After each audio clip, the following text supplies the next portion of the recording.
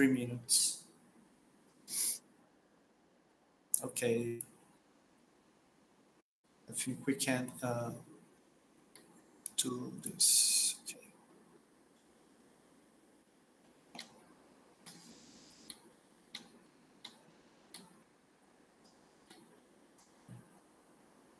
Okay, we're on broadcast now.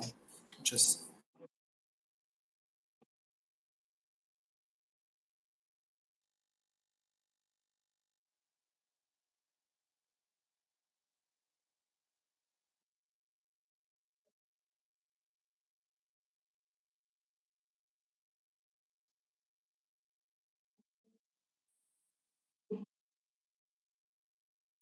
tá legal, Assad. Obrigado, viu? Acho que agora a gente já tá transmitindo aqui, tá tudo certo.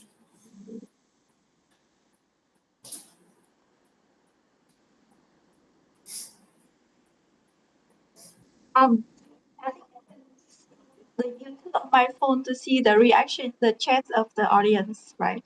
Yeah.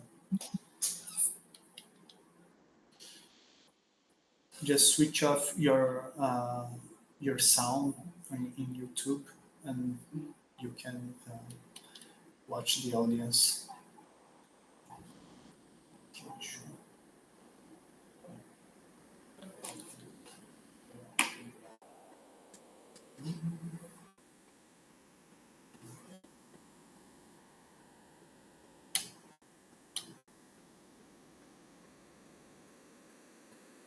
My neighbors are singing. There's a culture in Vietnam. You hear the sounds? No? Is what? Sorry? My neighbors are singing. They are singing karaoke. But it's okay. Right now we don't really hear anything, so you'll be, yeah. If we don't get much louder, then I think it will be fine.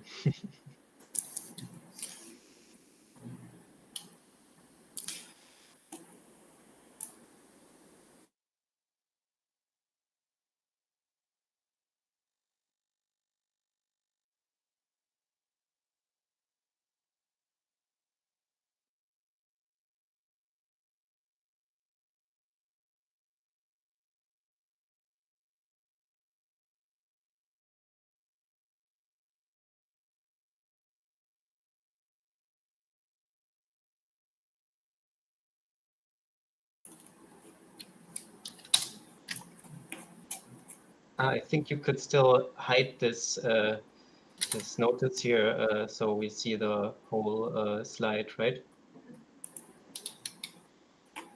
On YouTube, I do not see my.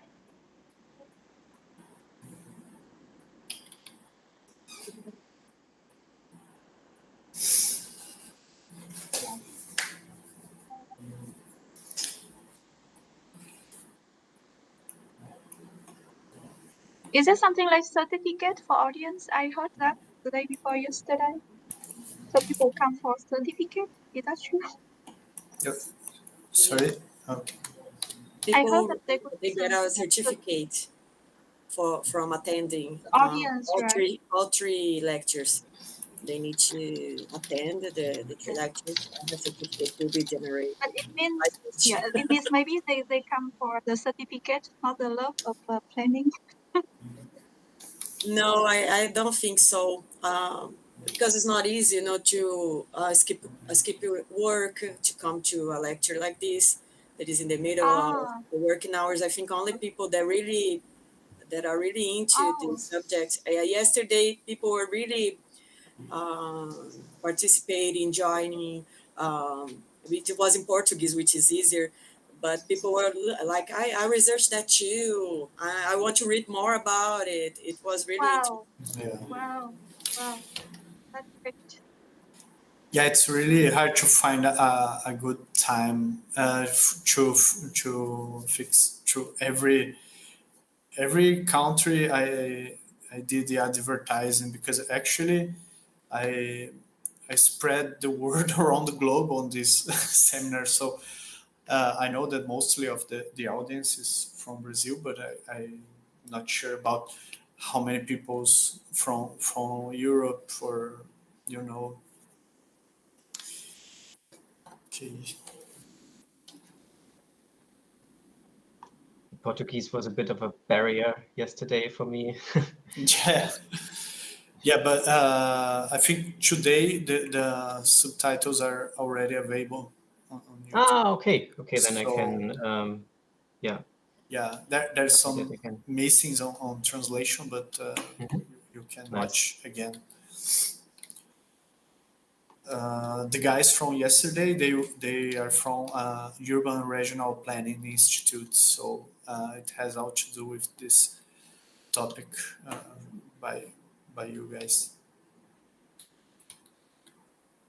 I have a conversation with a guy from this institute, actually a professor, and he's really interested in knowing more about your work.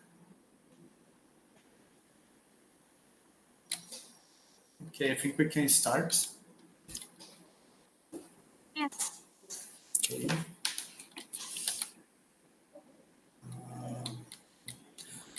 Welcome, everyone. My name is Dante Pezin. I'm from Human Geography program at University of São Paulo. Today we're starting the last day of this 3-day seminar, and where we are thinking on the planetary urbanization and its specificities around the globe, mainly in the global south. So we had this idea to join 3 researchers in Brazil, Vietnam, and China, and listen to them on how their research are going and how this can provide us with some more reflection or thoughts on the planetary urbanization theory. So with me, there is Daniela Dias Marinho. She is from the Human Geography program also. We both are PhD candidates, and as well Artena and Ingmar. Assaji is joining us with all the technical support necessary for the conference. So I have some info from the conference. Last day we had a seminar made by Pedro Paulo Barros Gonçalves and Nelson Diniz Filho. They did this lecture in Portuguese, but now I think it's already available, the YouTube subtitles in English, so you guys can watch again the seminar if you are interested in knowing more about how the urban patterns in Brazil are changing after the pandemics. Um, the seminar provides certificates of attendance for the participants and for the audience. So if you'd like to ask for your certificate, you must fill your name or in the YouTube's chat, or you can find the link on the top of the chat to where you can fill all the necessary information to request for one.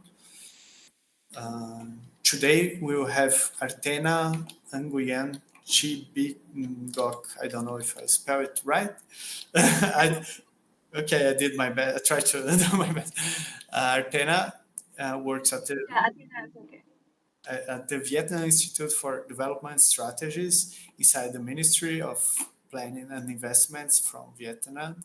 She's also PhD candidate at Technische Universität, right? You mentioned. Yeah, on Berlin. As well, Ingmar, Eller, and today the title of the lecture is Historical and Today Village City Economy in Vietnam. Due to historical characteristics, Vietnamese farmers are used to owning small farms, gardens as an equal right to enter the market. This psychology prevents large projects. However, small areas of land are not enough to provide farmers with the life they want in the modern world. They stretch themselves between village and city having jobs in the city and some income from farming, gardening yet. They bring agricultural gardens into cities and bring city lifestyle back to villages. So now we'll have the lecture by Artena.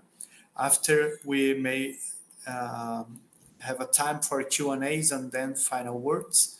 Before Artena starts, I'd like to do some general acknowledgements and mainly to the Human Geography program from University of São Paulo, Professor Reinaldo Pérez and Professor Fábio Contel. My advisor, Professor Maria Amália Inês Gerages Lemos, Professor Luis César from Metropolis Observatory at Rio de Janeiro.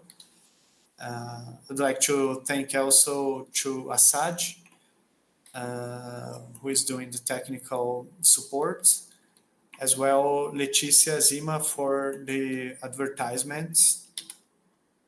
Now, before you start yet, Artena, we will have a little word in Portuguese for the audience.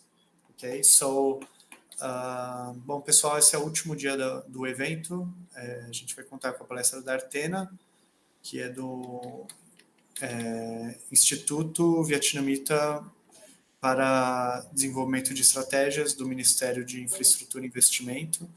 Ela faz doutorado na Universidade Técnica de Berlim. E eu acredito que essa é uma ótima oportunidade agora para a gente poder saber um pouco mais sobre o planejamento do Vietnã nesse contexto bastante diferente do planejamento ocidental e do que a gente está acostumado a ver com toda a influência do norte global nas nossas técnicas e práticas de planejamento e também de políticas urbanas, né? Bom, quem tiver interesse em obter certificado de participação, peço que preencham o formulário que está no topo do chat do YouTube, ou então coloque o nome completo no chat que a gente vai recolher depois e conferir a lista de presença nos 3 dias do evento. Bom, agradeço a presença de todos. Agora eu vou passar a palavra para a Artena. Okay, Artena, now you may have your say. Yeah, thank you everyone for organization and all the support. First, I want to declare that this is not my personal work. It is a collective work of a lot of co-authors, as you see on the screen. And later at the end of the slides, I will show you the information and the email of each of the co-author. Then if you want to contact for more information or materials, then you can do so. So the topic today is very practical. Actually, I want to give some more information that I'm an actual planner.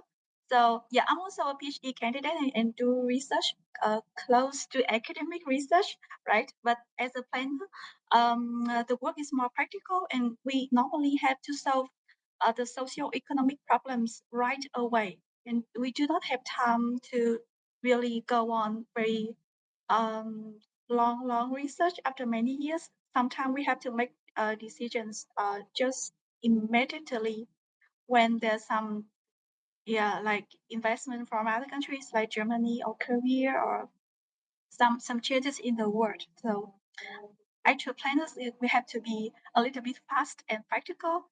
However, today I try to show you the whole combination of research and practical planning in a way that you understand the work, the passion and feelings of a planner, and also some interesting topic for you if you do research on planning more than being a planner.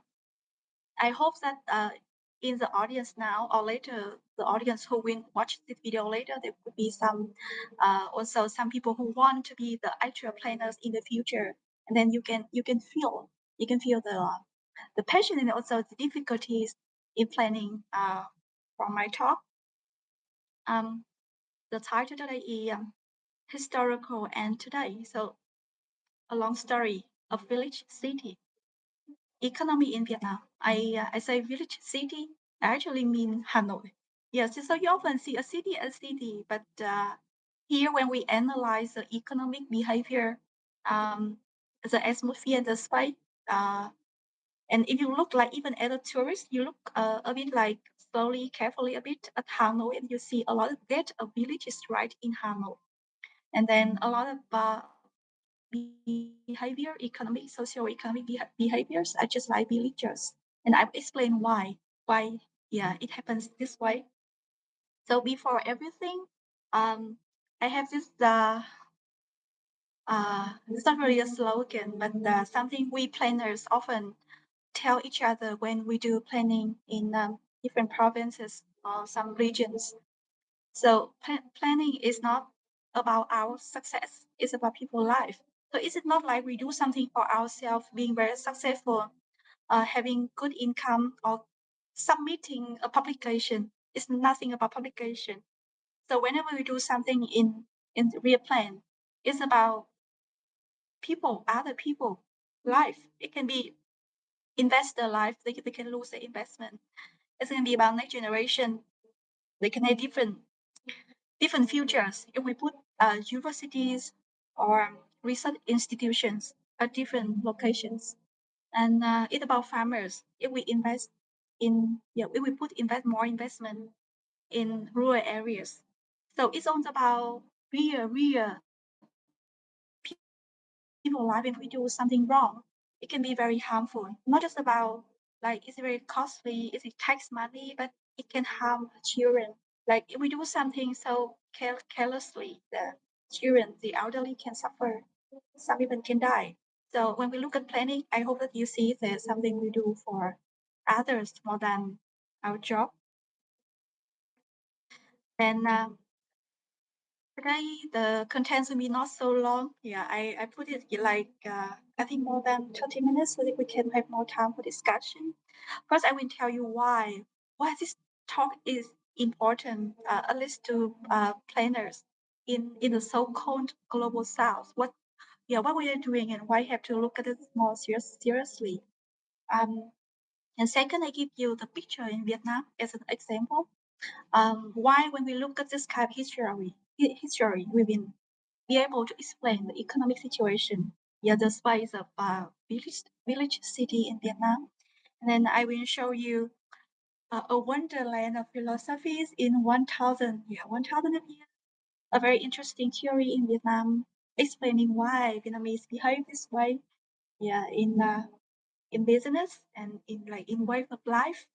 And sometimes there were moments in our history we found out so beautiful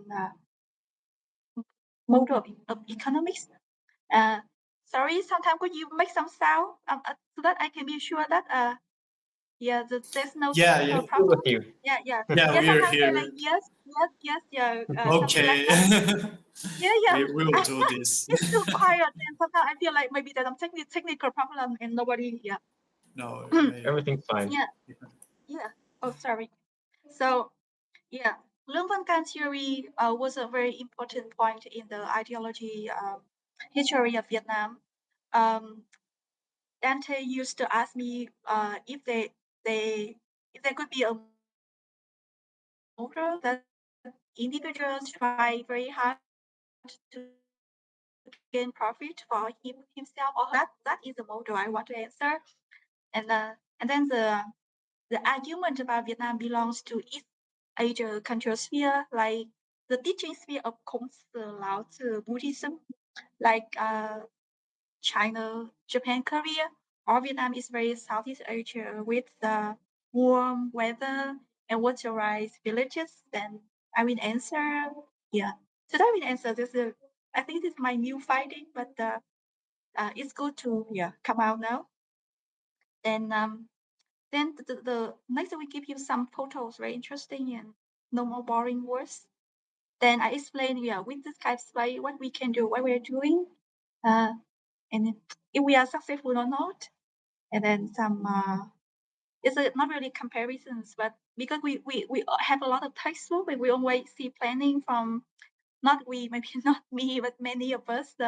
Only I used to we rely on Western concept of industrialization and planning, urban planning. Then we see why these things could not work anymore. Not just not work in so-called global south, but also not work even in in the Western world, and then some thoughts for future. So first, this could not be too long. Why is this topic important? Why is the whole seminar important? Well, so when I heard about the theme of the webinar, it's about so-called global South. I know that. We need something else. Very likely, all of you here and like even in the textbook you study, you already feel like something wrong. You want to do something else for your country, but you do not find the suitable theory or the tools to do planning. So actually, first I want to confirm that there's no universal, like format or mode of planning. Each country is very, very different. And then even before that, we have to ask, a certain space time. Do we really have to plan? Because you see, if you read about European planning, then in a lot of places, people even find planning like not something necessary, and sometimes they try planning first and then they remove the planning later. But is it possible in a country like Vietnam? Can we do the same?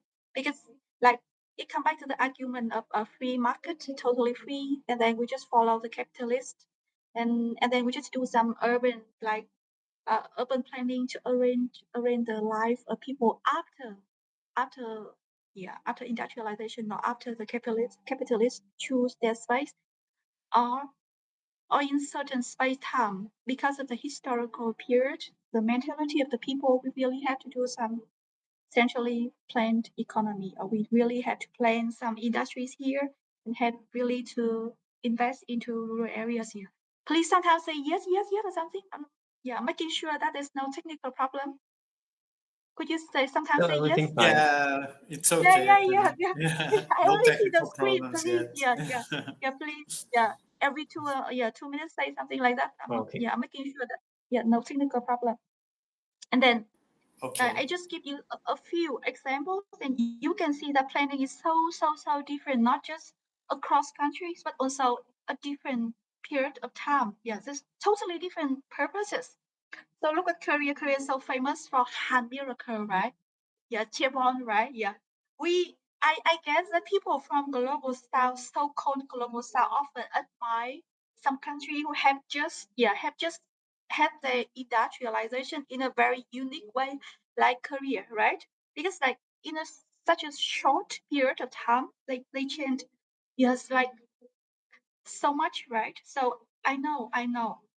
Because in Vietnam also we often look at the country to learn something, to gain some lessons.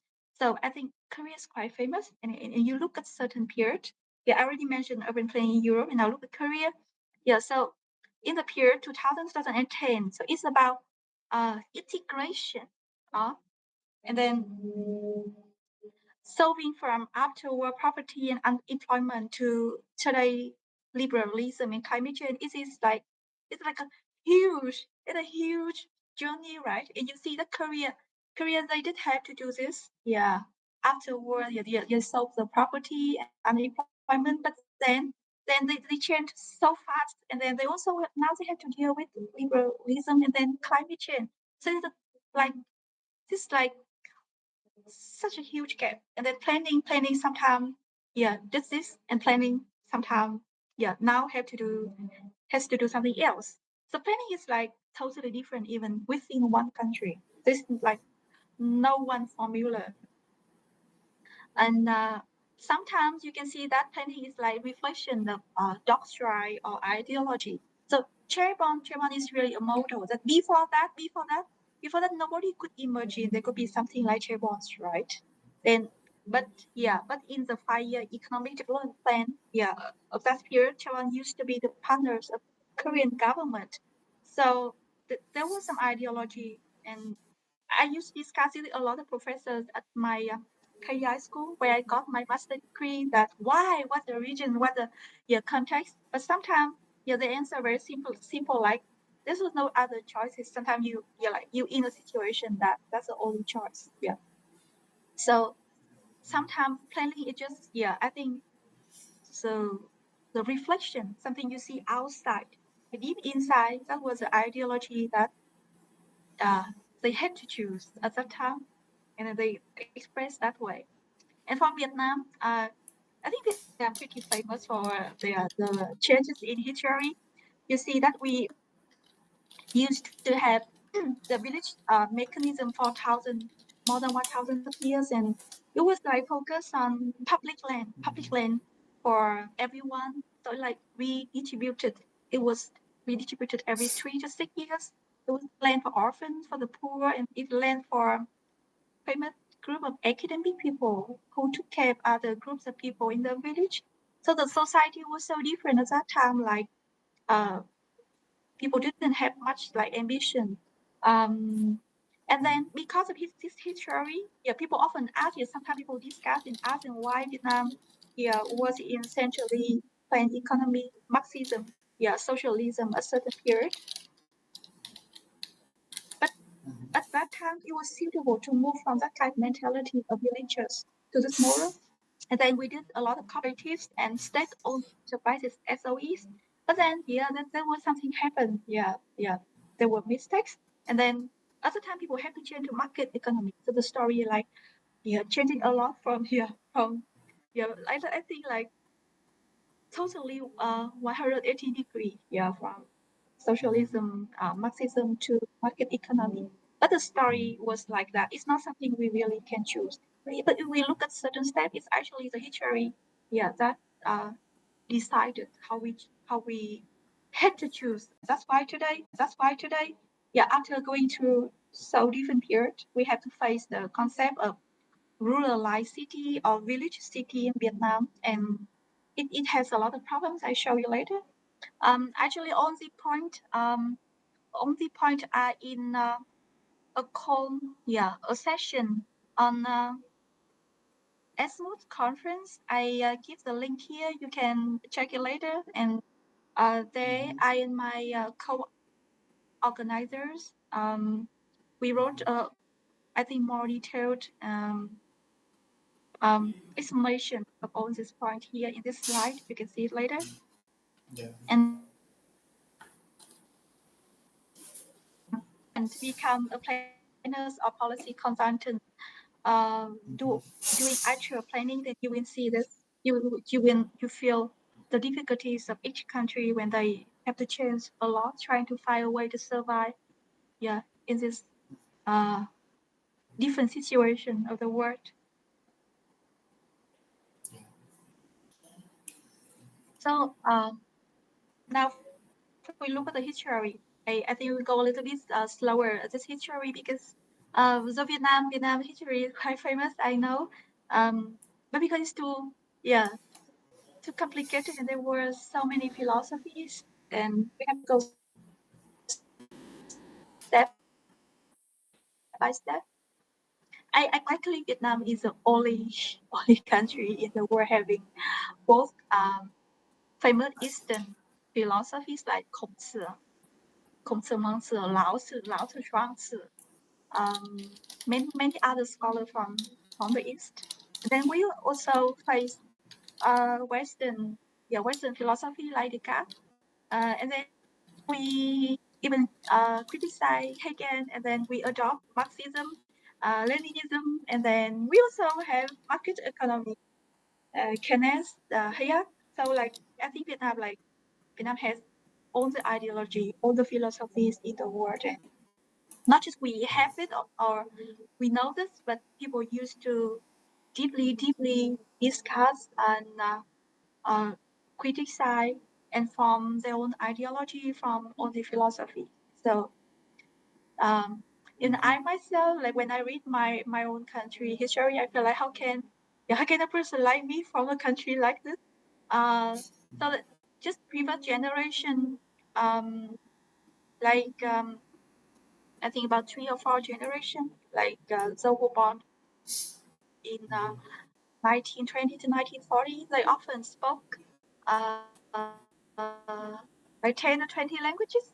And many books in Vietnam now, you can buy them now, which were published around 1990s, were often written in both French and ancient Han language, not the modern Chinese, ancient Han language. And sometimes you can see some German in the books too. And of course, the modern Latin-based Vietnamese, and like you will see several languages in only one book. Books in Vietnam used to be published that way. Could you somehow say yes? Yes. Yeah. Just put Yeah. my So audio on, so you probably will hear some kind of you know. yeah. Thank you. Mm. So now we look at a little bit far, about nearly 1,000 years ago. So you know that researcher who study Vietnam often, there's a group a school arguing that Vietnam belongs to the East Asia countries here, like China, Japan, or Korea, because we used to use Han, ancient language, and if we go like even before that, like 4,000 years ago, and they will see the Back Viet, the different group of Viet people, then things will be more complicated. I will not go into that today. But look at this period. So in Vietnam, we used to discuss cultural ideas that we should keep the society using morality. So it means that we're not so business oriented. People live based on how human should treat human, and each person will have a certain role and responsibility in our life. But we also have lots of idea of following the nature. Do not have to try that hard against your nature. Just flowing like leaf, like birds, like water, and even like harder than Lao Tzu is Chuang Tzu. So we treat our life as a dream. This kind of Eastern philosophy were um, were in the exam system in Vietnam. So uh, like all the system of philosophy was taught at village level. So even you know that at our houses, even now you see some culture teaching, use a decoration of our house, right? So you search about ancient houses in Vietnam, or even now you still see that in the rural areas. You see we decorate our house with some culture teachings. And if you visit Hanoi, then a certain gate of community house, ancient community house, or pagodas or ancient houses, you still see a lot of culture teachings, right? However, Vietnam also has a lot of local scholars. They argue about the education of the cultural ideas. So in Vietnam, the kind of philosophy were localized, and we developed some different versions, different versions of culture. So people were more like emphasizing on loving everyone more than having order in the society. So the order, like the gap between academic people and common people in Vietnam was like closer. People were more like everyone were family people. So I think it also used to the Zen Buddhism in Chen Dynasty. Uh, Zen Buddhism will be more about forgetting the order and just loving everyone. Yeah, big love in the Zen Buddhism concept. So in Vietnam, more like we like soften. Yeah, we softened the cultural idea. So it means that it is 1,000 year we we have that these kind of philosophies from that sphere, but we also have certain localization of the philosophies.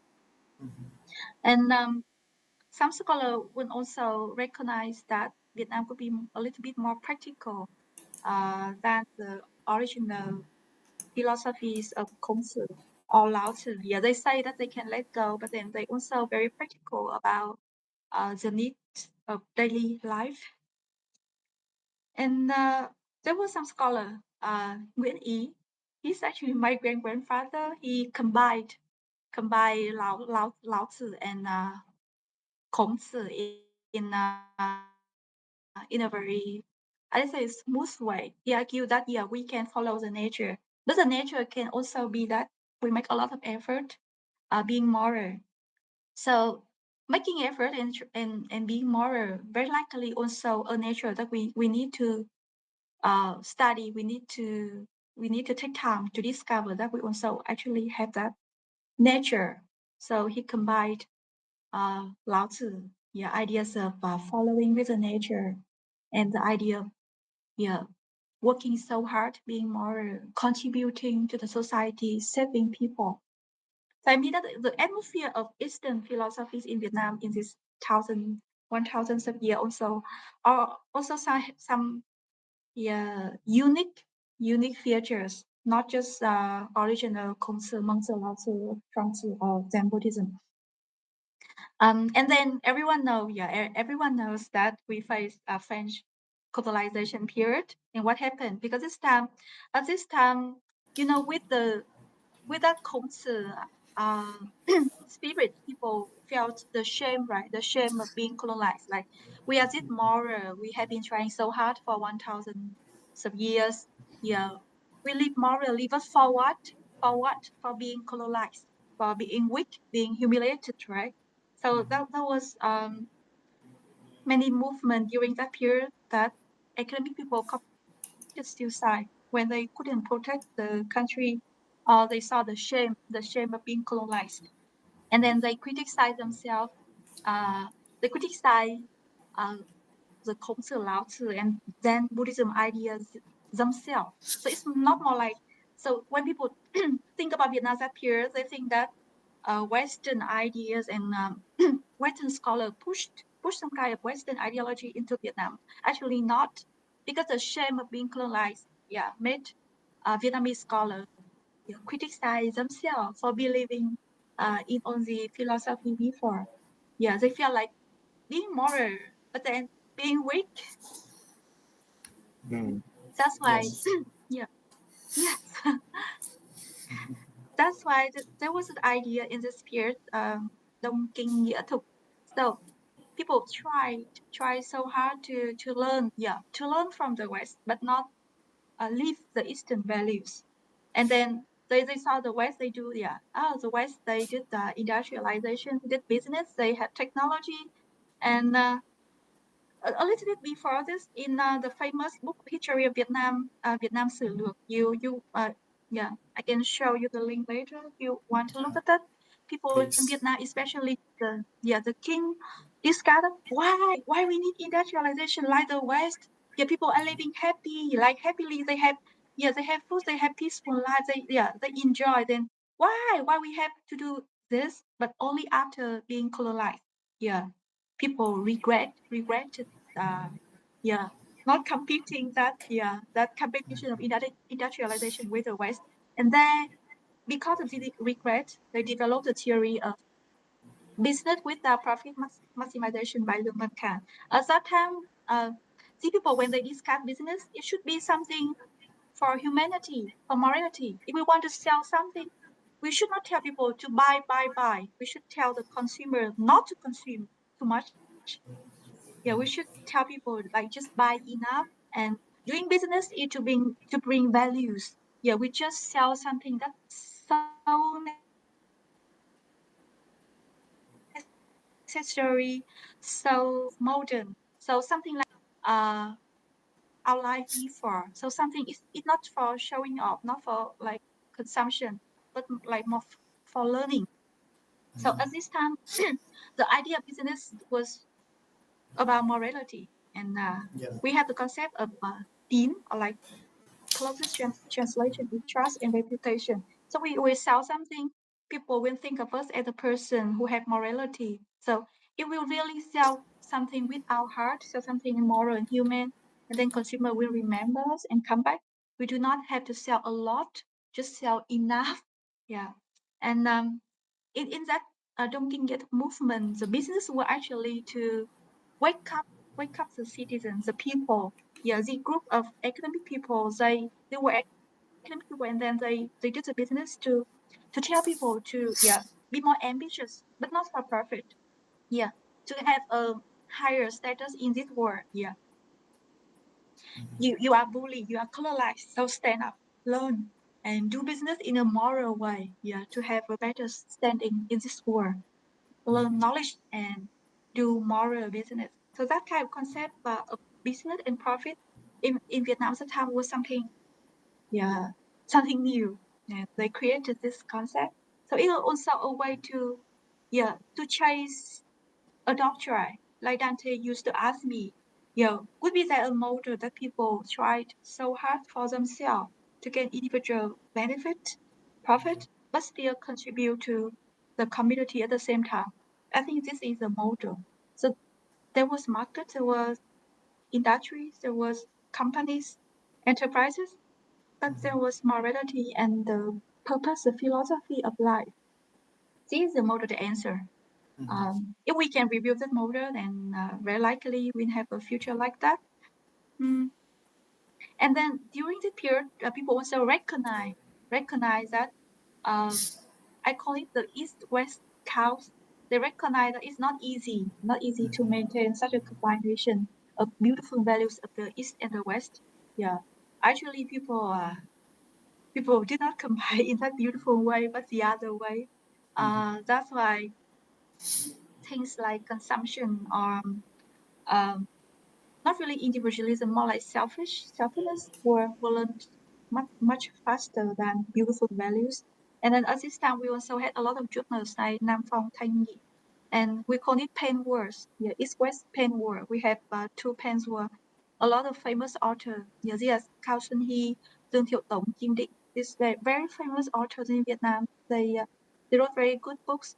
They master many languages and master both Eastern and Western philosophy, French, German, ancient Han language, many, and they also argued if Vietnam could overcome this period to become something like modern combination, like selective combination, and become something better than the past of the East, and also better than the West. Yeah, they hope for something like that. But now we can answer if that they hope for something feasible and possible.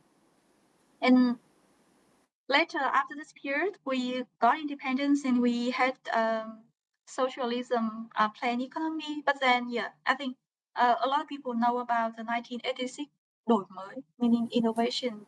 Is an important point in Vietnam history. We had to move to market economy at that time. Quite new, right? Because that's a point, like theoretical point, but actually people started to do business and got used to market economy around 1990s and 2000. So just recently, so within my own childhood, I saw some atmosphere of traditional Kunzi community house still there, a lot of values, and I also saw the some traces of centrally planned economy, especially the education system. Yeah, the way everyone had the same education services with very low cost. And then I also saw market economy just in very short period of time. That's why, Vietnam, we're in a situation that I think people like get drunken. We have the drunken awakened theory. Got too many chances. Yeah, all the values people get confused. And is it we have to actually? I and my coworkers have an abstract explaining the situation in Vietnam using a brain and evolution theory and sociology theory in Exwood, Thailand. So you want to have more information? You can email me later. Okay. And now it's not easy to have something beautiful and combining past values and the market economy for being rich but still being so moral. It sounds so beautiful, but you see a lot of research work projects in Vietnam. I listed the work here, and if you want the paper, then I can also contact me. Um, we tried so hard to combine market economy with the values of community, past values, but at the end, right now we have problem with materialism, brain drain, academic people leaving the country, having their life in maybe Germany and real estate purpose because the people chase the quick profit, want to be rich very fast. So trying to push the price of the Yes, no morality anymore. And we also in the agriculture produce productivity trap, like the more we work hard, we try technology, and then we produce more. And then because the supply demand, the supply much higher than the demand, then we suffer from low price. So working hard, being poorer. So all these things so difficult to solve in market economy when we try something like a market, and we have to accept the pressure of low price and being just like factory for international brands in the world, not a rosy picture. That's a history. And you see that with this kind of history, of course, planners, always like have to look at the difficulty and try to find some way out, find some way to survive, to escape from the situation, and try to think of the future, formulate something better. And I give you another clear example of understanding the mentality of Lang. His like closest meaning is the villagers in Vietnam. So when you visit Vietnam, you will see a lot of we call it stone data like this. It's not necessarily a temple or something in the pagoda. Yeah. It sometimes can be like a report of a construction in the past. So they wrote down the information about the construction of some building to give information for next generation. So I translated it here for you. Um, a rich man who used to be in an academic family, but then he had some interest in doing business. He left the village to do business in more like city, not really modern city, but before the area near the monarchy. Yeah, it's more like administrative city more than today's modern city. And then he got rich, but then he always felt the urge to come back to the village, like missing the hometown place that he felt he belonged to. However, in order to come back to the hometown, it was not like you left the village and then you just came back and then people welcome you. Being rich was nothing. So he had to ask an academic people in the past with a lot of respect. Yes, they were the symbol of morality for the whole society. So he had to ask a scholar to talk to villagers. Yeah, to allow him. It's not like physically allow, but emotionally, mentally allow him to come back. So he wanted to give a gift to the village, like because he was rich, he wanted to build a huge building, beautiful building with expensive materials to give it as a gift to the village. But giving gift in Vietnam is not that easy. Yeah, people do not need that. That's why you cannot say like I'm rich, I want to give you a big gift, and that's okay. No, no, no. So people need your attitude. So at that time, he needed to ask a respected person who was an academic person, and this person had a talk to the villagers and explaining, that person had the respect, the heart to give the gift to village. Please kindly accept. So is that what we see? What we see in this example? Yeah, it's not just a story for you to see that how difficult it is to give gift in Vietnam. Yeah, it's about the specific spirit of the villagers. They prioritize our way of life for respect, morality, how we behave toward each other. Not about profit. So being rich or showing property was not something nice.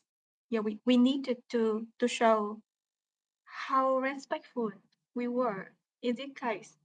So the whole story here show you this kind of mentality. Then very likely these people they do not like business that much. Being rich like nice to a certain level only, but not something people chase.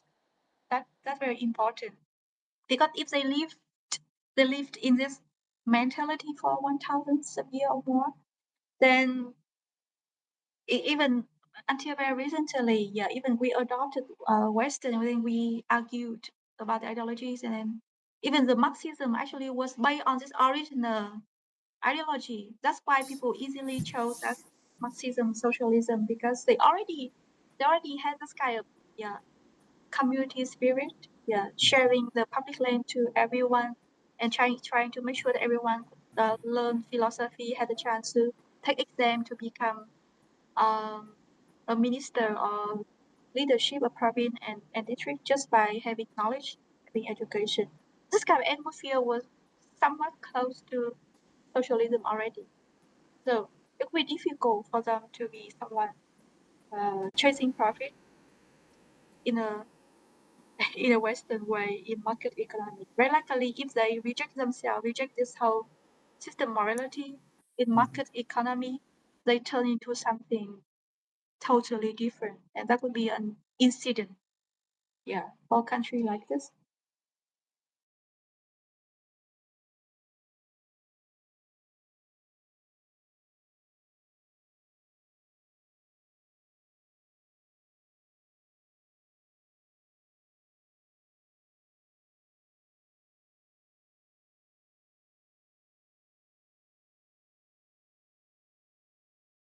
Questioning how we should live this life, and then the effort of the leadership in socialism centrally planned economic period. They try so hard to bring some, at the same time, bring some industry for the country to have a standing in the world, and also bring the some kind of traditional values to everyone. The care, yeah, all the history was like full of tears, love, and pain. But then what we have today, yeah, after everything, what we have today, look at this. And often for planners and academic people in Vietnam like me, when we look at this, often we cry. It's like how magnificent the history was, how hard previous generation worked. Yeah, like previous academic people, they spoke 20 languages, read a lot of philosophy, trying to find a way for Vietnam. And then what we have today, when we look at this, very difficult feeling. And I Yeah. show you on my screen. Is it on the left? This is the ancient community house being rebuilt just recently this year, right in my village. What does this mean? So you see that now people do not have the same atmosphere like before. Before, the whole villagers were farmers, right? The whole all everyone all the villagers were farmers, and they didn't really get out the village very often, right? So this community house was somewhere they could have parties, uh, they could do planning, they discuss how they should dye the water system, like well system for people to have drinking water. Um, um, they discuss about what they should build. Yeah, they discuss what they should build, like certain construction in the village.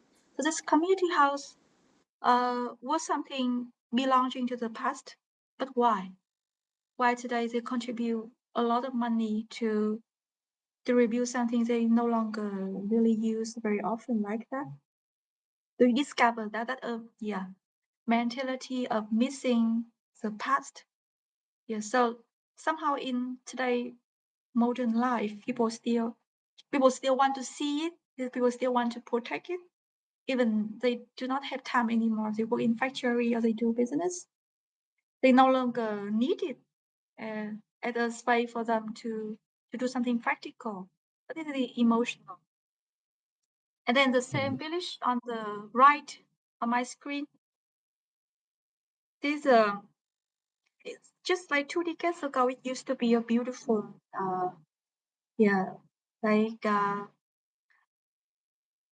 it's a man-made, not really a river, small river, but because of the canal. It was beautiful with a lot of flowers, fishes. And the water just 2 decades ago was clear, beautiful.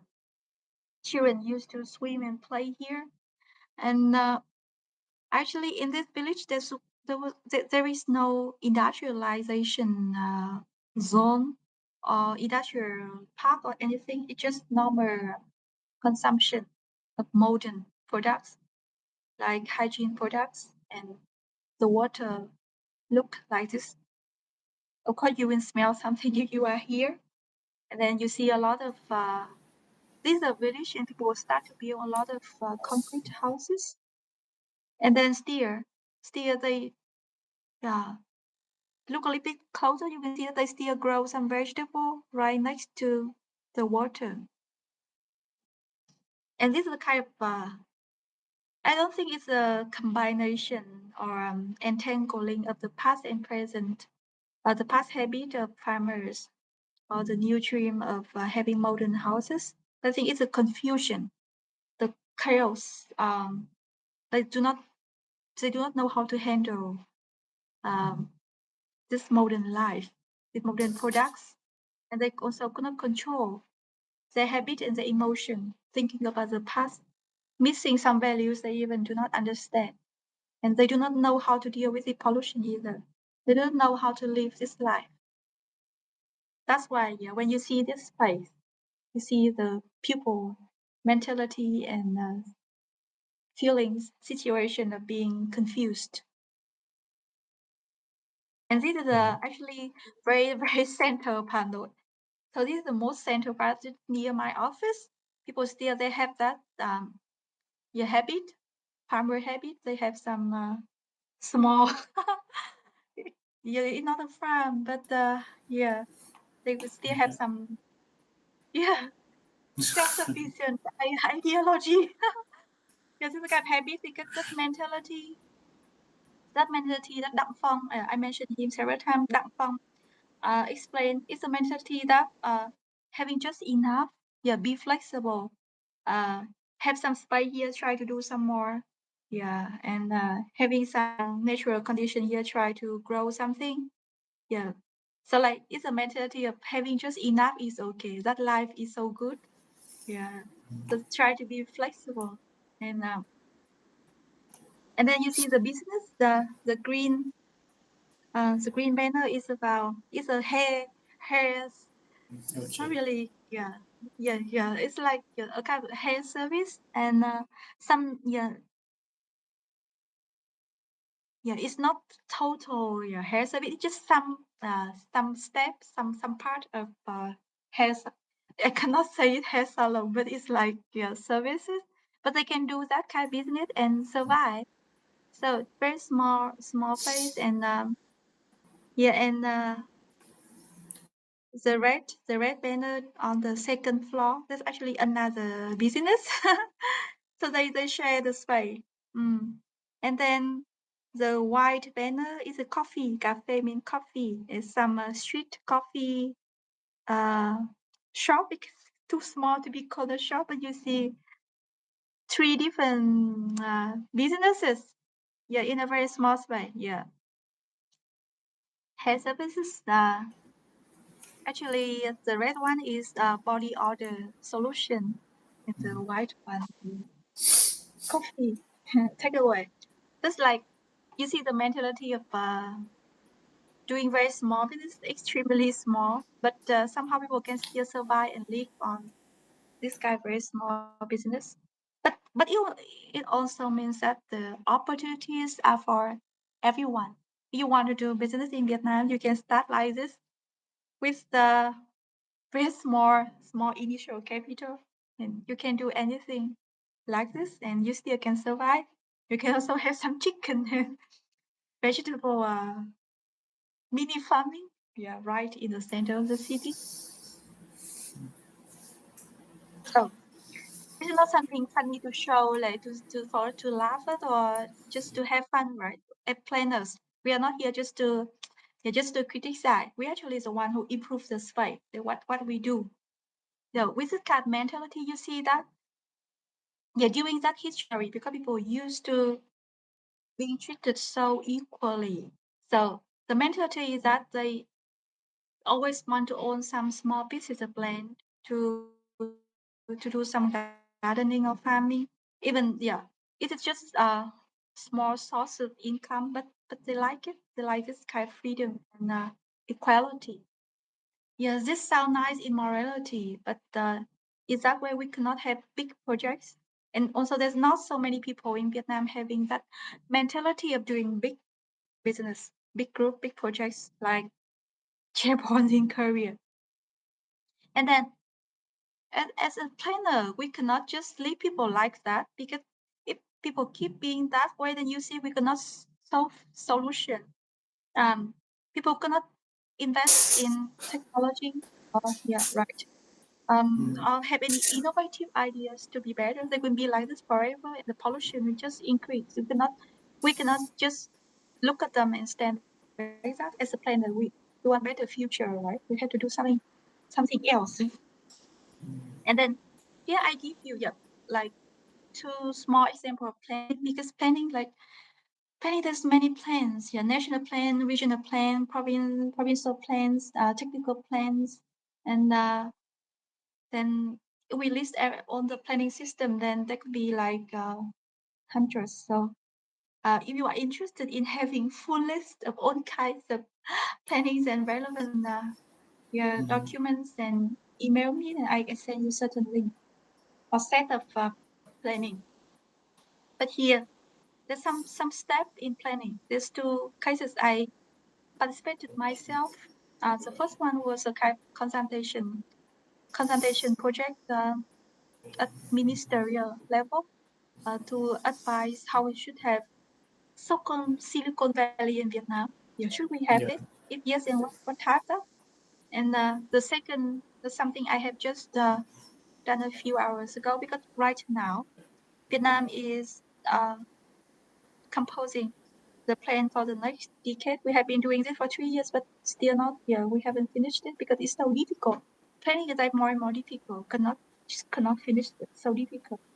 Now, I myself, I have just been in charge of arranging the education institution like universities and research science technology institutions for Red River Dental Vietnam. I have just finished it some hours ago.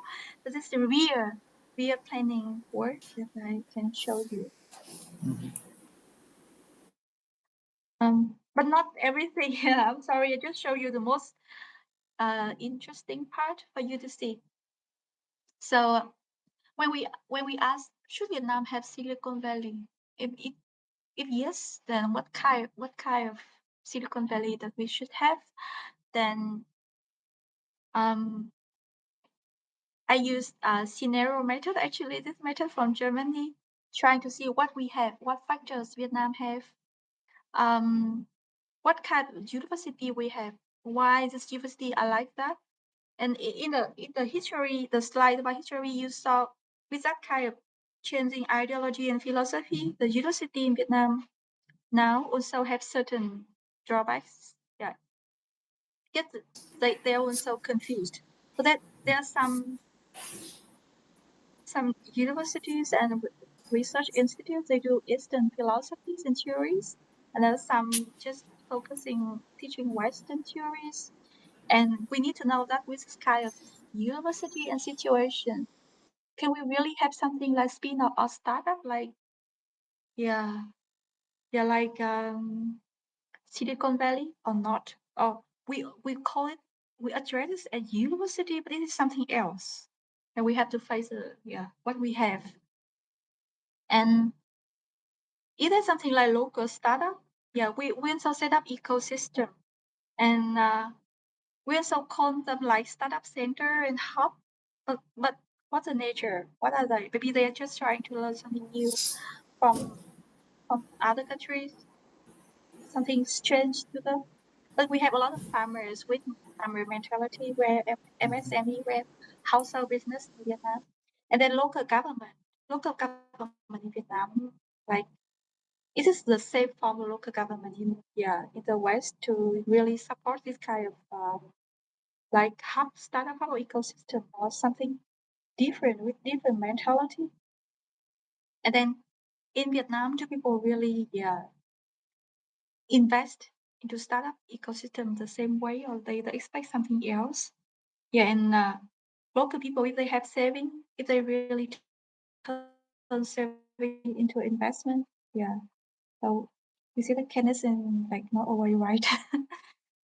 So if we see on the factors we have, and then with each factor that there should be more than two directions, but to simplify, I only do two directions. Like it can be more positive or not so positive in the future, and then I combine I combine all the factors, and because it's four factors, and each one has two directions, so in total we have 16 scenarios, and you see, and then we can on the table we see that some factor can conflict. Yeah, conflict are the factor, and then depending on the level of conflicts, we can have some grading, and then we see what scenario is like the most possible, like possible to happen, and then we discover that because we not really have the same type of university, and then we have more like community farmer mentality. So the most possible scenario is that we have some kind of combination of local community, real local people, families, children, the elderly, and university. It sounds really strange to you, right? But it has to be that way to attract people to come to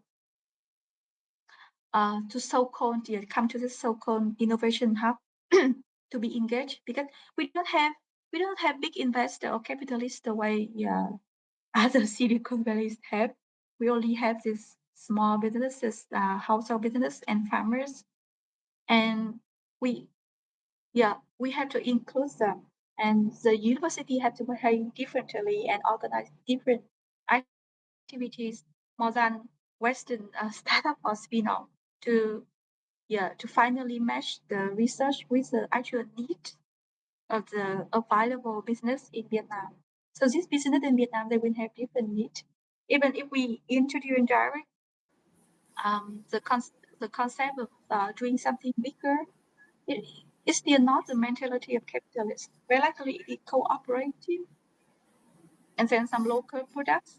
So that's why the so-called Silicon Valley in Vietnam has to be localized like this. And the next case is very practical. Yeah, I just completed several hours ago and submitted it. So where should we put some new universities and research institute in this Red River Delta, like the north, so-called not the whole north, but this is the north of Vietnam. So it's a region, one of the regions of Vietnam. How we can, how we would put university in the center of in the middle of the city, or you put it in the outskirts, or can we put it in the rural area? Yes or no? Why? And what kind of university? Is it the same university teaching theory, economic theories, and trying to import some technology experiment from the West, or it should be something else? So when I do this, I try to analyze. I mentioned to you, this is actually my very recent finding, that the Vietnam mentality, it has been argued that it's Southeast Asia or East Asia control sphere, but I discovered that actually south of East Asia control sphere. So this is a combination of water rights community values and the East Asia control sphere of cultural laws and Buddhism. So when these two systems are combined, they produce something else. So we do not have big chaebons, family groups, the spirit of being big family doing big business like North China or Japan or Korea. But we are also not so Southeast Asia, only water rights, community, agriculture, involution. The combination of this form a mentality that Vietnamese easily respect and follow a leadership. The leadership should be moral, perfectly moral and very talented. So in that case, people will have a kind of pride and people are very willing to learn. Yeah, they want to wait for someone like perfect to rescue them and to show them the way to be stronger and to be powerful. So in this mentality, it could be a little bit difficult to force them to do some big business, to turn into like profit maximization, do something more than necessary to survive. But it's easy to persuade them to follow a very moral leadership, to do something in a cooperative that produce something meaningful to the society. If we really have a good plan and good leadership that they admire, then they easily follow with passion. That's the mentality of Vietnamese. I think the closest model is Singapore. Yeah, like not really Southeast Asia, but not also big giant groups like Korea, Japan. So if Vietnam can have certain conditions, factors like Singapore, of course Singapore very small, so situation like still something unique, but the mentality is pretty similar. So if Vietnam have certain factors like that, I think that Vietnam can also follow that model. And then with that kind of mentality, what kind of university and where should we put the university? That's very interesting. Um, I will go to the good point first. So we all know that we have local products, and the local products are normally pressured by industrial products from multinational corporation from the West, and normally on the handicrafts, the traditional products, traditional food, or clothing, furniture are often pushed away and disappear.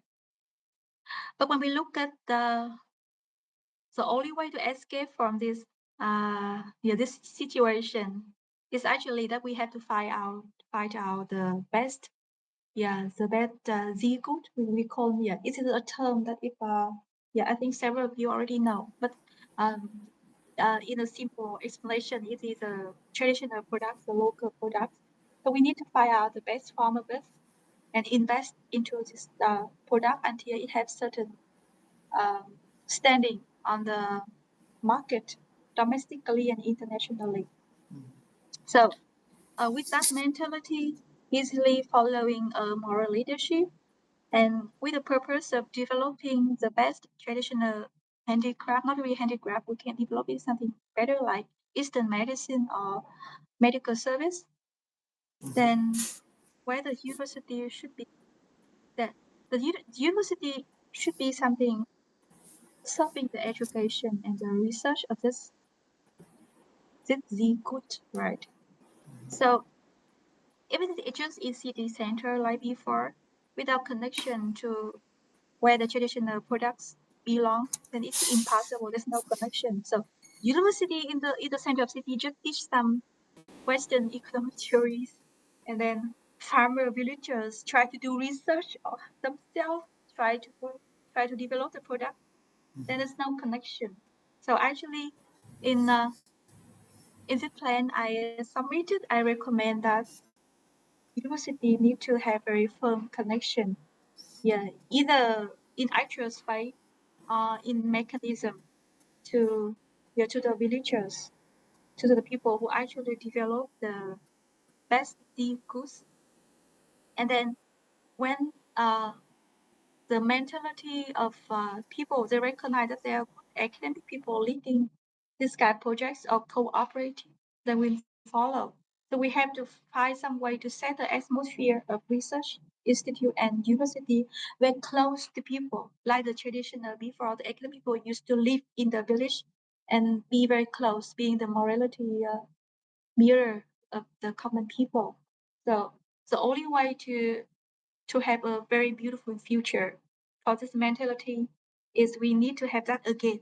We need to have this university and research institutes by atmosphere close to common people, not separated publication and strange academic language that common people cannot read. It should be a society of science for everyone. I call it bình dân khoa học. Bình dân means common people, and khoa học means science. There should be a kind of science for everyone, and a mechanism that the community, the families, children, the elderly can participate in all new formation. But you see, this is against the concept of startup and spin-off who prioritize property rights, right? Intellectual property rights. But this concept, this concept of Western innovation or university will not be suitable to this Vietnam mentality. That's why today I think that if you think about so-called global South, you think about your history, you find out a mentality of your people like me, and then you see what you need. Yeah, what kind of social groups you need to really best utilize this mentality, and then you see what kind of university, what kind of lecture. Maybe not this kind of lecture, maybe some other kinds. Like for Vietnam, this kind of lecture will be like too distant from common people. We need something else. Yeah, the form of connection between academic people and the common people in the past. We need it back. Yeah, so that people can really feel the passion and they are in the right mentality to make effort, to have a better future. Without this, we just do some strange form of publication, train language to them. Then there's no capitalist focusing on the research result here, only small business, household innocent villagers. So we need another type of relationship between university research institute and common people here. And that's the idea when I try to put certain institute and university at certain place. And there will be much more details. If you want that, I will send the whole document later. But that's the main idea. You need to know the mentality, and you need what relationship, the connection between different groups of people you want to build, and then you see what the meaning of university and research institute for this society, for this mentality. And this I think about the last slides. I'm not going to really criticize Western industrialization of planning. Don't misunderstand me. Please go ahead. Very friendly here. We see that the global powers are changing. We have before we have Japan, we have Korea, we have Singapore, and now we have China. And people say Vietnam is so like on the rise. So things are changing. It's like everyone can produce cars, trains. Very likely soon phone and laptop. The laptop in China now quite high quality. Some of you may have some, right? So like Germany cannot produce. Germany is not the only country producing all these things anymore.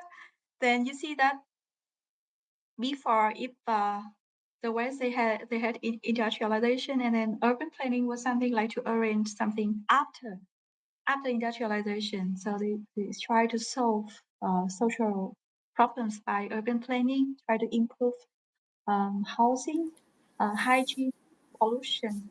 But now if the economic powers no longer like before, and then there are certain competition.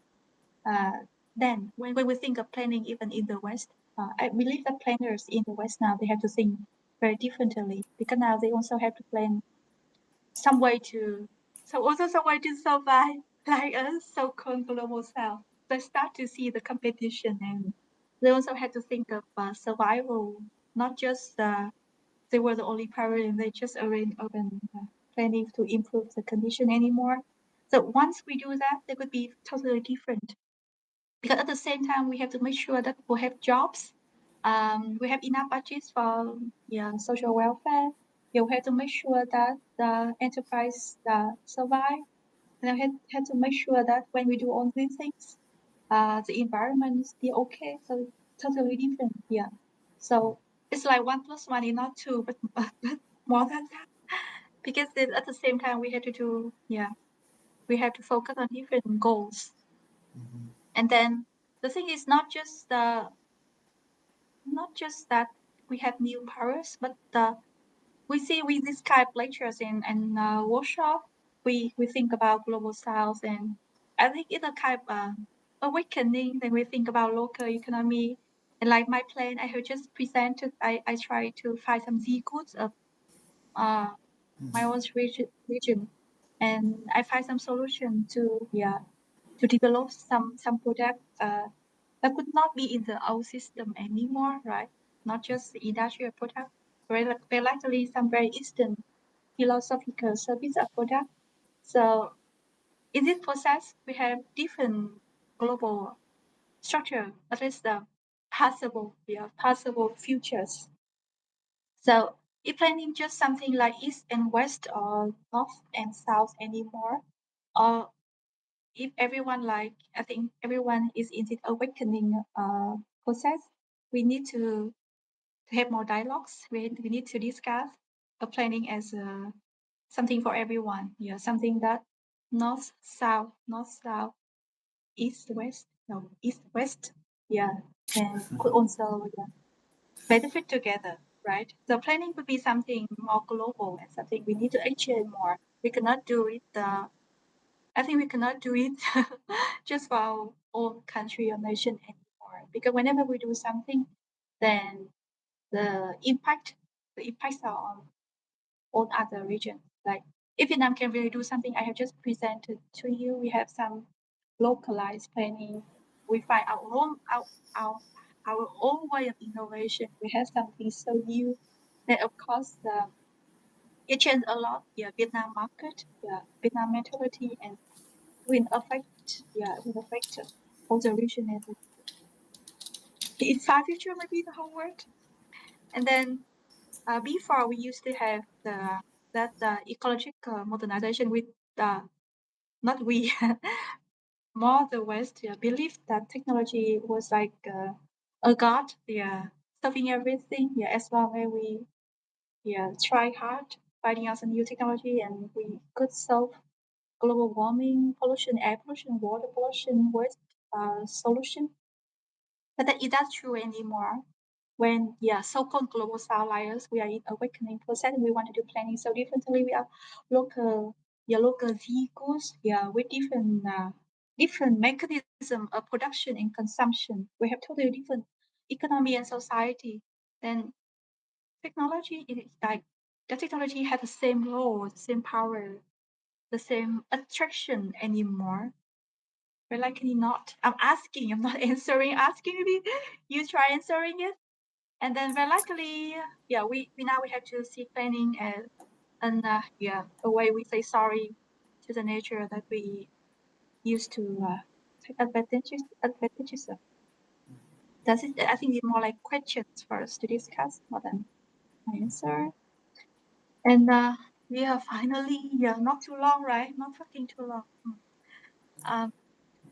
It's like I think more like future thoughts more than conclusion. So to answer you to plan or not to plan from the beginning, you see, very likely certain period we really have to plan, and even before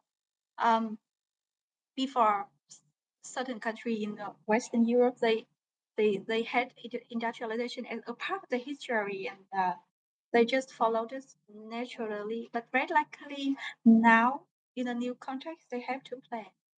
And so in general, it's just really different ways of planning, or just that we need to think about the situation, the space time, the condition, the factor we have, the real mentality and our opportunities, and then we only have that one choice. What that one best choice? That's the way we have to plan. More than different ways of planning to choose from. So very likely sometime, I think even the West in the future, they may have to think of central planning in a different way. And it doesn't mean that it's forever. Sometimes we do centrally planning as a temporary solution, likely. And that's it. I hope I give you some very practical pictures how planning real planning tasks. Then all you know me already. I show my co-authors. And Nguyen is really expert in my institute. If you want original master plans of Vietnam national plan, regional plan, provincial plan, then email him. Yeah, take notes. He's very experienced, and I think he has materials about all the provinces in Vietnam. So if some of you want, maybe for assignment or homework, you want to do, something like that, contact him. And Kham Ngọc Lan also a famous expert in Vietnam. He also director of multiple provincial master plan, like Nam Định province, Tuyên Quang province, mountainous province, the north, Đắk Lắk province, more like highlands. Difficult to plan, and a lot of experience in regional planning. You can even he very friendly and very supportive. Yeah, you ask something normally he will answer in details.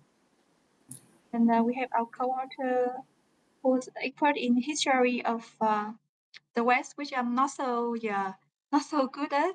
So if you want to have some comparison and that you want to know more about Western planning history, you can contact him. And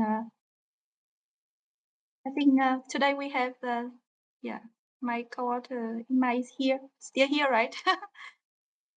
Ima. Still here, yeah. Yeah. So he from the West, he has a huge interest in East-West cows in Vietnam. He has been with this topic for almost a year and understanding even he can argue how come a country like Vietnam with such a long history of philosophy, thousands of years, deeply criticizing, discussing philosophy, and then criticizing on Western and Eastern philosophy and trying to find model, finally turn into this, only this. And he also my co-author in the paper about explaining this how using brain science theory and evolution theory, why a certain period of some society, despite magnificent history of philosophy, wonderland of philosophy, finally, we have to face this. Why so? Sorry, the email here is either a little bit blurred, the yellow part. But I think you can still see it. And here is my colleague at my institute. She was in the same department with Đức, and she's like has more time than Lê Anh Đức. You want something from Lê Anh Đức, who has all the plans of Vietnam, but you cannot contact him, like cannot has his response. Then contact here. Here like he's the secretary, and she will push him to give you the materials. I give you the secret, and that's it. Thank you very much. Obrigado. Yeah. Come on. Cảm ơn. Come on. Okay. Cảm ơn. Okay. Oh, come on, Artena, so much for your presentation. Well, it was mind blowing to me. Always, we used to talk via email, me and Artena, and we talk about so many things, and we don't follow any kind of methodological approach. We just talk, and it's so interesting. No, we followed. I followed him. Yeah, and but it was very interesting your speech. I have a lot of things to think about your say your teasings on to plan or not to plan. And as I hold a master's degree in urban planning, so it makes me think a lot about it. We have some alternative schools of planning in Brazil, which the institute where I study, they go in depth with this. They do some kind of experiments. For example, during the Olympics in 2016, we're very engaged in a community that was suffering from government withdrawals of the for constructing the structure for the Olympics. So we used some different approaches. I was not so involved, but it has generated a lot of content, and we can change a little after. So thank you. Would like to know if Ingmar want to have a say or just as a complimentary, because I actually I don't know, as you are part of the research, so maybe you want to do any kind of commentary, or if you're okay, it's okay. Not right now. No, maybe if we in the discussion, then later on I'll say something, but I don't have anything right now to add. Okay, so before. Oh, you muted yourself, I think. Oh, sorry. Yeah, maybe. Thank you. Yeah, before we have last words or Q&A, I will do some warns to the audience. Tomorrow, the subtitles in Portuguese language will be available for Brazilian audience, so you guys can wait probably 24 hours and then you can access the event again to watch. It's not a perfect translation, but I think it works well in a way. So I'd like to thanks again to Assad, Letícia Zima, Professor Luiz César, Professor Reinaldo, Professor Fábio Contel, Professor Amália, the research group which I am part, which is Urban Commons in Latin America, and for the audience to watching this series of lectures so far. Well, I thought so many things and I did so many notes here that I actually I think I will say something, as we don't have any Q&A so far on the audience, right, Daniela? Yeah. Oh. So I do have questions. okay, that's fine. Yeah, please. I'm really like, oh, no question. Probably Artena people, as I warned them since Wednesday, they will watch again the conference tomorrow because Yeah. yeah. They can So write questions to my email. Yeah, I'm happy to answer. Yeah, because I really want to know from the aspect of another country in so-called global south. yeah. Do you see this? Yeah, something I have just said today. Something you can use for your planning. Yeah, can you also find out your mentality and trying to build something different, more than the Western textbook? Yeah. So I want to know. Okay. Oh, so if anyone wants to do another some question after this seminar, it is possible to send by for my email, which is dantepezin at usp.br. So, ou se alguém tiver alguma questão para fazer depois da conferência, pode me mandar um e-mail, né, que é dantepezin@usp.br, e eu vou encaminhar para a Artena. Daniela, would you like to have a word? Yeah, thank you for the lecture. I think it was really inspiring. It's really different point of view of the planning that we have in Brazil. So I would like to, I think you've already explained a bit about it, but I would like to understand better how do you think we can maintain the differences, because it's something that you said it's important when you are planning, because I think planning tends to homogenize the experiences of people.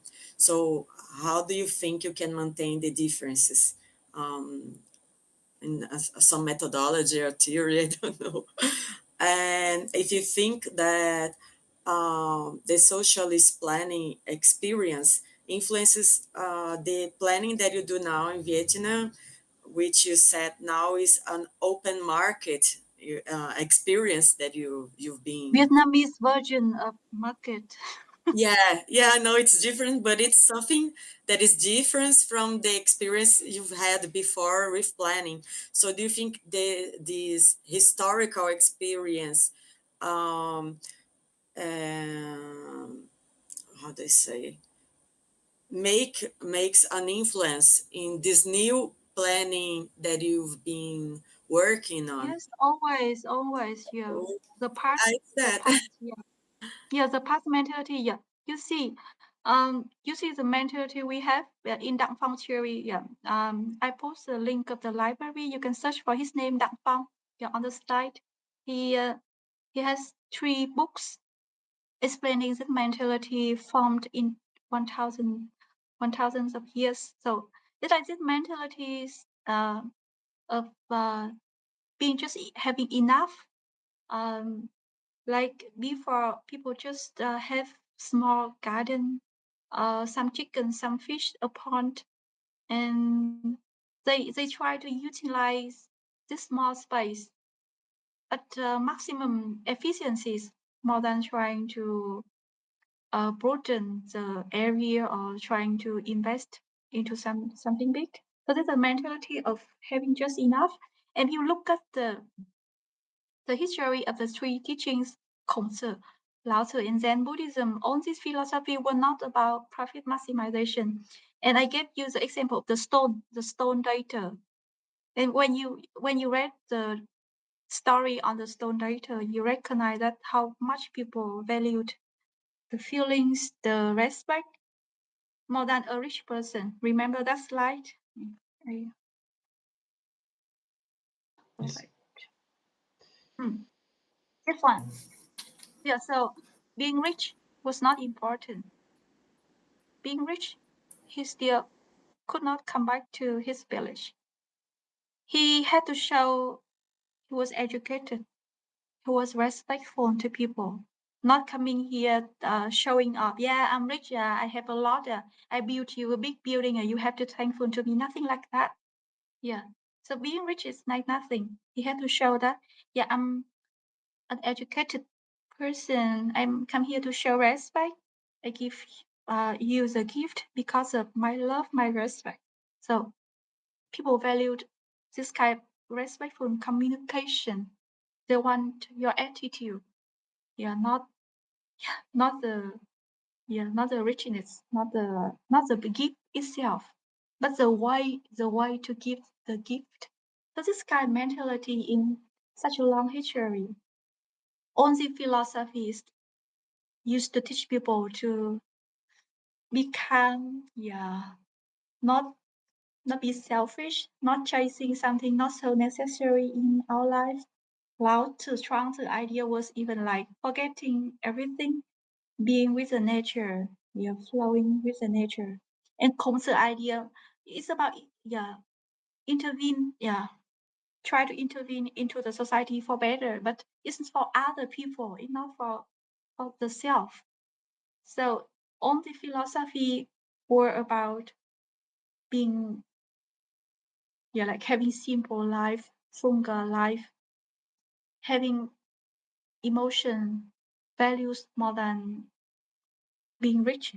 So all this year, people were already forming certain habit. I think if we do some brain science, brain science experiment. Maybe we can scan the brain of people who have been who like many generation who have many generation living in the Skype mentality. And Đặng Phong explained we formed certain kind of lang mechanism. Please say yes or something. Yeah, you still there? Yeah, we're here. Yeah, Đặng Phong here explained that. Yeah, with this kind of weather, you meet a lot of vegetables around, a lot of water. We have a lot of rivers, fish and chickens and all kind of material for building house like bamboos. And those people form certain mentality. They just try to utilize everything around close to them. Yeah, more than chasing something ambitious. Now, Đặng Phong explained this kind of mentality. That's why they felt satisfied living in that land mechanism, helping each other and sharing the public land. And because of this mentality, they faced colonial period with that kind of I think that's kind of pain. They want to see atmosphere back. That's why I think that's why we Vietnam could gain independence that way, because we gained independence based on the support of the farmers. The farmers really expected that they could have this kind of equality, this kind of atmosphere, some land for everyone equally again. So that's why after that we really had to do some land reform to give everyone, each one, like the poor, because during colonial period there was some kind of new Western capitalism idea, not so big but some. Then after that, people, the majority of farmers, they expected something like the tradition, back to them. So, because of this mentality, of course, after independence, we had to do land reform, and after that, we had to give each of them some kind of equal, the feeling of the mentality of being equal. But then, just small businesses, small farms. So small farm could not save a country from being invaded again, right? If we just stop there, no industries, then it would be totally dangerous. The country would be weak, right? So, socialism or centrally planned economy was the more suitable to the mentality of people because it brings the sense that's the community idea that we have to fight together to make the country strong, to have some industry to avoid being invaded again. But of course, I think if we talk about this period of centrally planned economy of Vietnam, this should be another another speech. Yeah, Đặng Phong wrote a lot about that. Actually, it not was totally something like totally unsuccessful. Like certain service like education was quite successful. Vietnam was famous for like in a very short period, from a country with a majority of the population was illiterate, we turned into a country with very successful system of general education, famous for gold medals in mathematics. Yeah, right. So in a very short period of time, So that socialism, centrally planned economy did some very good education services, and normally the famous scholars, academic scholars, and research works during that period were more normally higher quality because people lived at that time for passion, for research, not for profit. They didn't care about funding. And scholars at that period, they spoke many languages. Like Phan Ngọc, he had just passed away, very famous in Vietnam. He spoke like 29 languages, not just speaking at a certain level, but like deep level, writing books, using beautiful words. So that generation, they live in a spirit of building something beautiful. And there was some factory, famous textile factory in Nam Định. They successfully combined the value of exporting certain textile products and taking care of the factory workers. The factory worker had their housing, beaches for holidays.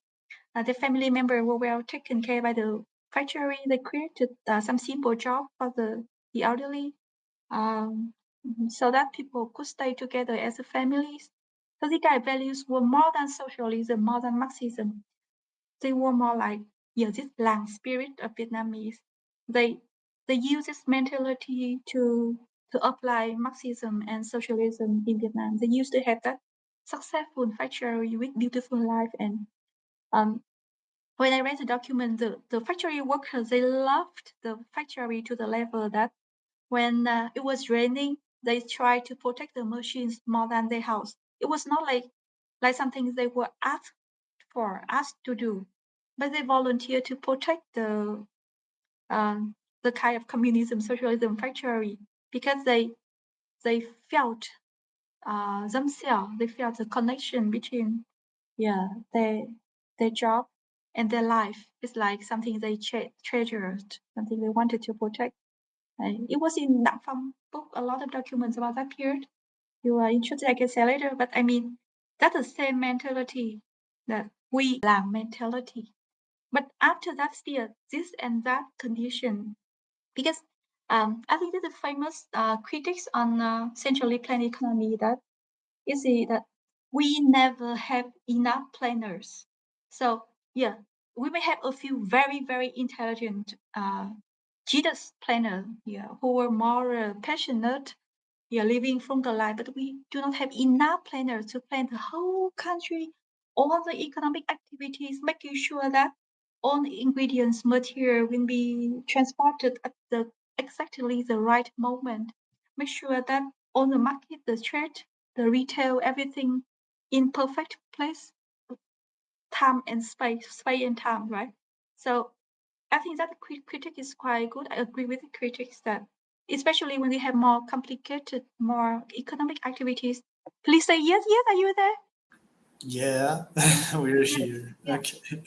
Yeah, you have like too many economic activities like that. How can we have enough planners? Can you plan your country like big like that with all kinds of business activities and human needs and consumption needs? We do not have enough planners to do everything exactly at the moment that things need to be there. That's why centrally planned economy was still, I think, a question of humankind, not just Vietnam. Like Dante used to ask me, there could be any model like that. People can really be effective, like be kind, be moral, be in love with their factory like that. Could it be? It's difficult because I think until now, we cannot answer this. We humankind has limitations. We have brain limitation. We cannot bring any better moral. But that's a moment Vietnam had to change to market economy. It's like something we had to do. We had no choice. Finally, that beautiful model at certain factory, still had that critics. We cannot have enough planners to do everything. So we have to move to market economy. So it's like a historical moment and situation that people had to do so. There's no other choices. And still, they still that people bringing the mentality. And that, I give you a very funny, very interesting example of mentality. So in market economy, people are supposed to agree on a price and they can sell and buy, right? But farmers, when they sell their land, so today if they sell their land like a very cheap price, not so cheap, but like lower price, and a few months later, the neighbor can sell the same area of land with much higher price, Yeah. then they can be angry. Hey, it's unfair. I also sell this area of land only gain this like 2,000 US dollar. My neighbor gain like 20,000. No, it's unfair. Investor, give me back the money. Give me more. Give me equal money like my neighbor. So the mentality is there. The fairness. Equality. Yeah, It's not equality. market. Not market anymore, right? So Uh-huh. so if you invest in Vietnam, you have to pay attention. Like it's not like hey, you sell me this, I Yeah. pay you this, and then a few months later you need something like that, you need more, and you pay higher price, and then people will no unfair. Because the mentality is still about we need to feel the fairness more than market economy. So they love to Yeah. sell and buy, but when they see something not so equal, then they still no save us. We are innocent people. You should not do so. So this is still the mentality of expecting more intelligent people, academic people to save them, to bring some peaceful life, some stable life to them. They are not in the competition market mentality. Mm-hmm. Yeah, you make me think on some difference on Brazil regarding planning and how the market economy has breaks in the country since the colony time. I think the way the as we have talked before, the way the colonization came to Brazil and Vietnam, for example, was different. So as we suffered a genocide and a uh, lot of measures to put the country as a colony, an exploration colony. So the market economy values, if we may say this, are well, they are in depth on the population and how they need to be clever on how they can be cheated by the market. Um so I think on this we can relate this issue with the urbanization, with the planetary urbanization theory, since I remember I was reading a paper by Neil Brainer where he was pointing some mistakes people did with his work. For example, they were saying his work was being in a totalizing approach, and so, but actually what he was trying to say is that the totalizing approach is the market approach. Yeah, the this way of measure everything and everybody, and how this breaks in all the countries around the world, uh, destroying cultures, destroying ways of living, and trying to uh, measure and compare everything in a value scheme. So I think your lecture was very interesting to see how a different culture is dealing with this monetary economy and how it is breaking in Vietnam. As you posed, I think you presented some kind of socialism with Vietnamese characteristics, if we may say this. So, It's not really market economy. No. uh, well, I think it is. That's it. We, Daniela, would you like to say anything else, or? Yeah, you happy with my answer? I'd just like to thank you. It was, Very Thank as I you. said, it Thank was you for really, really inspiring, mind blowing. As they said, it was mind really blowing? Yeah, interesting. Yeah, I'm glad that I could be part of this seminar, and um, I don't know. I'm happy to be being part of it. Thank you yeah. very much. Thank you so much. I'm very happy to be here. Yeah. Thank you so Yeah, much for all the support, for all the beautiful technology support, the kind questions and comment. Very yeah, happy. yeah. Saj did great work, and as well Leticia Zima with the advertising. So yeah, we have Yeah, a, beautiful. yeah, yeah, and we have a lot to talk yet. Artena, maybe next year we will meet at Smooth conference. Yeah, Um, right. so let's keep in touch. And now I will have a little word on our Brazilian audience. Hmm. Pessoal, a gente está encerrando agora o evento. Gostaria de agradecer a participação de todos, dizer que amanhã essa palestra estará disponível e ficará disponível no canal da FEFELESH para vocês acompanharem com a tradução do YouTube em língua portuguesa. Bom, agradecer de novo ao programa de pós-graduação em Geografia Humana. Agora a gente está encerrando mesmo esse ciclo de palestras. Quem tiver interesse em ter o certificado de participação, O link do Google Forms está no topo do chat, ou pode também escrever o nome no chat, o nome completo, ou ainda pode me enviar um e-mail, dantepezinha@usp.br. Então, obrigado a presença de todos e a gente se vê. Okay, for our English audience, thank you so much for your participation on this cycle of lectures. I'd like to thanks again to Ingmar Eller, Artena, Nguyen, and all the last participants on last day. And so now we're finishing this conference. So hope to see you. Any doubts or any future conversations, you can send me an email via dantepezin@usp.br. So thank you again, Artena. See Yeah, you. thank you. Thank Come you a on. lot for the invitation too. And what I still wanted to mention, it's really great that you have these subtitles, making it more accessible also for the international audience. It's really can't be taken for granted. Yeah. Really cool. Yeah, if you guys are interested in, you can also watch the last lecture by today. I will. Assad, muito obrigado. Acho que agora a gente está encerrando a palestra. Gostaria de agradecer toda a equipe de funcionários do programa de pós-graduação da Geografia e do Departamento de Geografia. Obrigado. Thank you so much. Come on, Artena. Cảm ơn. Bye-bye. Have a nice weekend for all.